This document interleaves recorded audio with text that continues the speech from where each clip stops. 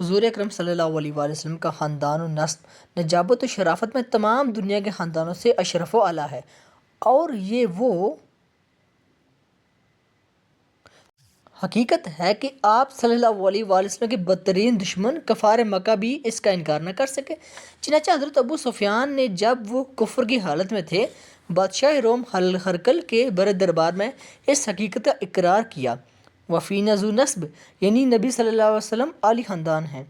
حالانکہ اس وقت وہ آپ صلی اللہ علیہ وآلہ وسلم کے بدترین دشمن تھے اور چاہتے تھے کہ اگر ذرا بھی کوئی گنجائش ملے تو آپ صلی اللہ علیہ وآلہ وسلم کے ذات پاک پر کوئی عیب لگا کر بادشاہ روم کی نظروں سے آپ کا وقار گرا دیں۔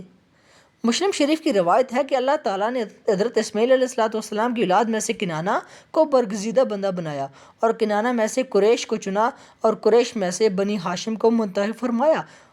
اور بنی ہاشم میں سے مجھ کو چن لیا۔ بہرحال یہ ایک مسلمہ حقیقت ہے کہ